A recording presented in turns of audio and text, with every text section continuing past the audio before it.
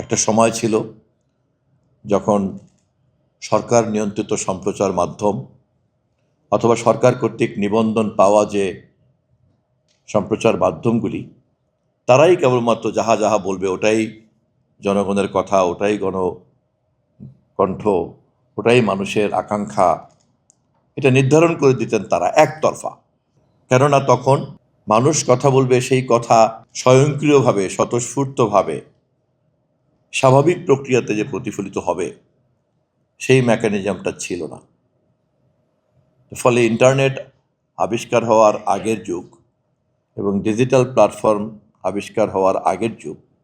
এবং ইন্টারনেট এবং ডিজিটাল প্ল্যাটফর্মকে ব্যবহার করতে পারে এরকম স্মার্ট ডিভাইস আবিষ্কার হওয়ার আগের যুগ আর এর পরের যুগ একটা অনেক বড় বিপ্লব। সভ্যতার ইতিহাসে এই বিপ্লব এত বড় যে কেউ কেউ এটাকে তুলনা করেন যে গত 1000 বছরে যে পরিবর্তনগুলি ঘটেছে সেই পরিবর্তনকে যদি আমরা ঘনীভূত করি, কনডেন্স করি, তাহলে দেখা যাবে যে এটা ডেনসিটি অনেক অনেক মাত্র 20-25 বছর, কিন্তু পরিবর্তনের প্রভাব প্রতিপত্তি এত বেশি যা গত 1000 বছরের পরিবর্তনগুলিকে যদি আমরা এক জায়গায় জড়ো করি তার চেয়েতেও বেশি এটা। বিকজ দ্য ট্রান্সফরমেশনের যে ডেনসিটি, এই ডেনসিটি কিন্তু অনেক অনেক অনেক বেশি ডিপ। আপনারা যারা কমিউনিকেশন নিয়ে কাজ করেন, পড়াশোনা করেন, কমিউনিকেশনের বিজ্ঞ ব্যক্তি, আমার চেতে নিশ্চয়ই আপনারা আরও অনেক ভালো বুঝবেন, আরও অনেক ভালো আপনাদের চিন্তা, আপনাদের আরও অনেক ভালো গবেষণা করার সুযোগ আছে এবং আপনাদের সেই সমস্ত গবেষণালব্ধ মন্তব্যের জন্য আমরা যারা সরকার পরিচালনা করার চেষ্টা করি আমাদেরকে অপেক্ষা করতে হচ্ছে এবং আমরা খুব মনোযোগ দিয়ে চাই,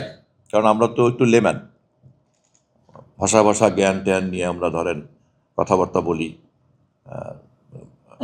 মাঠের মধ্যে রাজনৈতিক নেতাকর্মী হিসাবে বড় হই, ফলে আমাদের জ্ঞান গম্যের কিন্তু অনেক ঘাটতি আছে। আধুনিক নীতি নির্ধারণী প্রক্রিয়াতে যে মাঠে থাকা লোকের সঙ্গে যদি বিশেষজ্ঞ জ্ঞানের একটা সংশ্লেষণ না হয়, যেটা একটা সিনথেসিস না হয়, তাহলে কিন্তু একটা পূর্ণাঙ্গ এবং একটা ওয়ার্কেবল রোডম্যাপ কিন্তু তৈরি করা যাবে না। এবং এই যে জনগণের আকাঙ্ক্ষাকে বোঝার একটা প্রজ্ঞা এবং সেটাকে কাজে লাগানোর জন্য বিশেষজ্ঞদের জ্ঞানের যে একটা নথি এবং এই দুইয়ের সংমিশ্রণকে কাজে লাগানোর জন্য যে লাক্সই প্রযুক্তি এবং এই পুরো 3টা বিষয়কে কাজে লাগানোর জন্য যে দক্ষতা, আমরা যদি একটু তাকাই তাহলে দেখব যে পুরো ব্যাপারটাই কিন্তু এখন এরকম, পুরো ব্যাপারটাই কিন্তু এরকম। এবং গত 25-30 বছরে রূপান্তর প্রক্রিয়াতে এই ঘটনাগুলি এত গুরুত্বপূর্ণ হয়ে গিয়েছে যে এখন কিন্তু বিশাল বিশাল গাড়ির ইন্ডাস্ট্রির মালিকরা কিন্তু আর পৃথিবীর ধনী লোক নাই,